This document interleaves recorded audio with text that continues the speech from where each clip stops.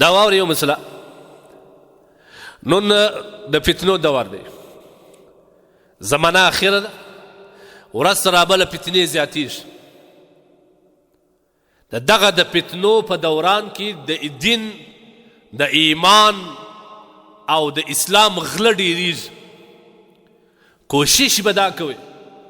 لکه د دنیاوي سامان د حفاظت لپاره څومره چوکیداران لرئ څومره کیمرې نصب کوئ ستا د ایمان او د اسلام د حفاظت لپاره به دغومره متوجه کیږي چې پام کوه په د آخر د زمان کې ایمان د لاسه رسول الله نسی ته به خبر نه ستا د خولې به داسې کلمات ویتلي ته به خبر نه تا به یو داسې عمل کړی وي چې هغه عمل یا هغه کلمات به د دین یا د اسلام څخه د وتلو ذریعه ګرځي ډېر پام کوئ کله کله زه په فیسبوک کې یو څوک یو شی راښکاره کړي ډېر مې خوا په بده شي دا بعض کسان نه دي د خلکو د خندولو لپاره باید باقاعده پروګرام جوړ کړي خلک پر راټول وي نو بیا د خلکو د خندېدو دپاره نورې خبرې خلاص شي یا په لمانځه باندې پسخن شروع کړي یا په عالم پسخن شروع کړي بله ورځ خو یو چا یو ویډیو راښکاره کړی یو صوفي سړی دی ماشاءالله متشرع سړی دی هغه دا خلکو ته ګپې کوي دا خلک ورباندې خاندي دی وایي پلانکي فاتحې ته تللی یم هغه په پلانکي ژبه کې د وردګي ژبه کې یا په پلانکي ژبه کې قرآن ویلی هغه قرآن په هغه الفاظ باندې وایي په هغه طرز باندې وایي د دې قرآن توهین کوي دا نور خلک ورته ناست دا پر خاندي هم دا هم د خدای نه بیریږي نور داسې هم شته چې کله کله په دا ګپو کې د خلکو د خندېدو دپاره نور څور خلاص شي هدف یې د خلکو خندول وي هغه کې که د اسلام توهین کېږي د دی په څه په هغه کې که د قرآن توهین کېږي د دی څه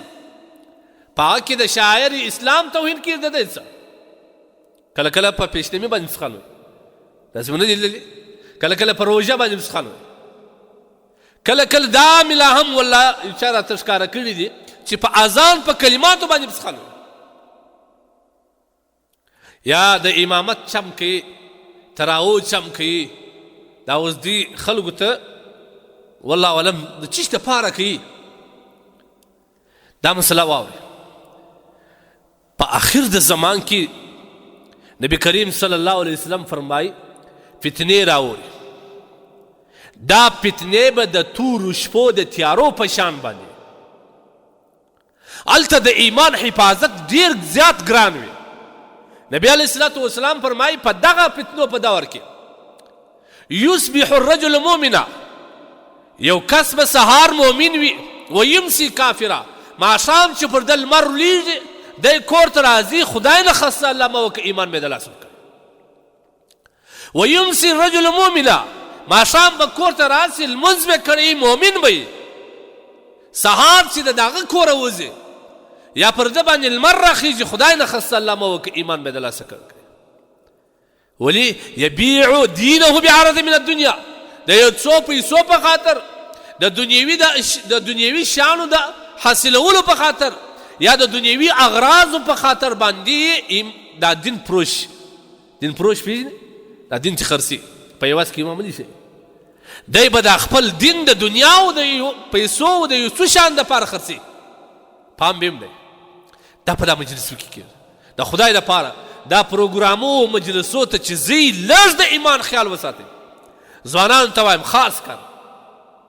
کر ځوانانو ته وایم او هغه کسان چې سوشل میډیا تعقیبوي هغوی ته وایم چې د خدای لپاره داسې شی چې مخته درته راغلی چې په هغه کې د اسلام د احکاماتو اهانت شوی یا د لمانځۍ توهین وي یا د عالم توهین وي یا د قرآن د آیاتو توهین وي یا د روژې توهین وي یا بل فورا یې اړوه ټیم ورکو پر خان مه په راضي کېږه مه ځکه خدای نه خسته ستا و ایمان تم بیا تاوان په رسېږي که ته په راضي په داسې مجلسو کې په داسې محفلو کې فورا باید انسان ولاړ سي که اول نه خبر چې دا دې پروګرام دی چې رالی په دې پوه سوې چې دا پروګرام نور زما ایمان ته تاوان رسوي زه چې د دا پروګرام زم خدای نه خسته غیر مؤمن ولاړ نسم نو زه باید ولاړ سم قرآن کې الله پاک جل جلاله فرمایي الله وی وقد انزل علیکم فی الکتاب، الله پر تاسو باندې دا حکم په قرآن عظیم شان کې نازل کړی دی چې کله اذا سمعتم آیات الله، اذا سمعتم کله چې تاسو د قرآن آیاتونه واورئ، څنګه واورئ؟ یکفر بها، چې خلق په هغوی باندې کفر کوي، یا ویستهزئ بها، یا د هغوی استهزاء او پسخند او رشخند ور باندې وي. الله وی فلا تقعدوا معهم، هلته مه کښېنه تر څو چې دا مجلس بدل سوی نه، دغه بحث اوښتی نه،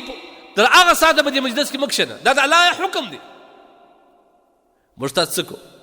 باقاعده د دې دپاره هغه ډمان راغواړو، باقاعده د دې دپاره هغه کسان چې د خلکو د خندېدو دپاره درواغ وایي یا د بل چا استهزا کوي، دا واورئ دا مسله. کوم کسان چې د ګپو په نامه باندې راغوښتل کېږي، دا د درو حال څه خالي نه دي، یا به په درواغو باندې ګپې کوي، دا هم حرام دی، یا بدلې پر یو مسلمان باندې توهین کوي،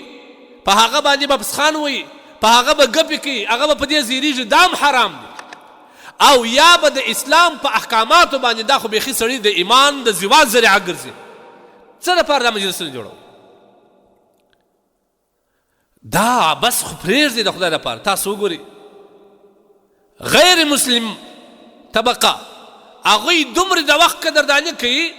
چې دا خپل د اوقاتو د قدرداني په وجه چیرې ورسېدل، بس موږ ته دا پالتو پالتو مجلسونه را پرېږده، یا دلته لډو کوه، دلته پتي کوه، دلته فلان کوه، دا زموږ کار دی د خدای دپاره. ټیک دی دا کوې، ستا ګناه خو ستا سره ده، خو دومره خو وکړه ایمان ته زوال، د ایمان د زوال ذریعه په خپل ځان مه جوړوه. ولا تلقوا بأیدیکم الی التهلکه، په خپل لاس خو هلاکت ته ځان مه اچوه. نبی علیه الصلوة والسلام وایي سهار به مؤمن وي، ماښام به کافر وي. په دغه ورځ کې به یې داسې خبره کړې، داسې کار به یې کړي، داسې عمل به کړي چې هغه کې د قرآن توهین وي، یا د دین توهین وي، یا د اسلام توهین وي، یا د احکام اسلام توهین وي. د سړي د ایمان ووتی، ښځه پر طلاقه کېږي. یا ماښام په مجلس کې ناست دی یو چا سره، داسې خدای نه خواسته عمل به در سره کړي، داسې زه وان در ځانه نه وایم، دا حدیث دی. ماښام به داسې عمل وکړي، داسې خبره به وکړي د خلکو د خندېدو لپاره چې د اسلام ووځي. وینسي کافر، دا د پیسو په خاطر باندې، خاص کر سوشل میډیا چې کوم ځوانان ګوري د خدای لپاره، دا کسان خو د یو څو لایکو لپاره، د خپل فالوور د زیاتولو لپاره، د یو څو ډالرو د زیاتو ګټلو لپاره دې ته نه ګوري چې زه چیش کوم، دې ته د دې هدف دا دی چې ما ته ډالر زیات راسي، د دې هدف دا دی چې زما ویډیو لایک زیات وخوري، د دې هدف دا دی چې زه فالوور زیات کړم. نور که هغه د اسلام په توهین کېږي، هغه د علماو په توهین باندې کېږي، که د احکام اسلام په توهین کېږي، زما په څه؟ هغه کسان چې د سوشل میډیا تعقیبوي، دا ځوانانو ته زه پیغام وم،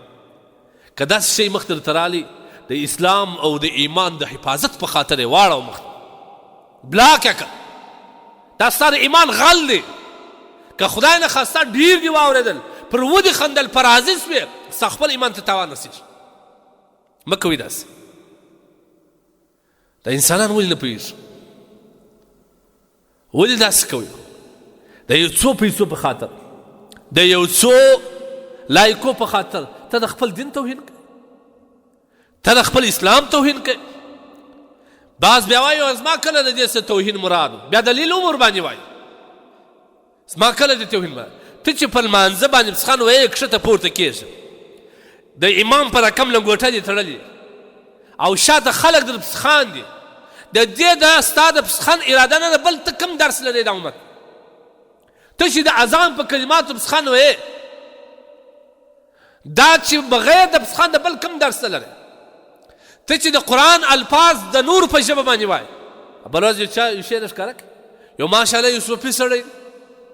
د قرآن آیاتونه وایي، پلانکي فاتحې ته تللی یم، پلانکی ژبې والا قرآن داسې ویلی، دی هم په هغه رقم باندې وایي. دا ستا د قرآن د آیاتو اهانت مقصد نه دی، چیش دی مقصد دی؟ ولې وایي؟ دا خلک پر ځان خندوي، خو د هغه دی مقصد. مه کوئ د خدای لپاره. اسلام ایمان دا دواړه ډېر اړین شیان دی. د دې د حفاظت هڅه وکړئ، د دې د حفاظت هڅه وکړئ د خدای دپاره. دا په لږ څه د لاسه مه ورکوه.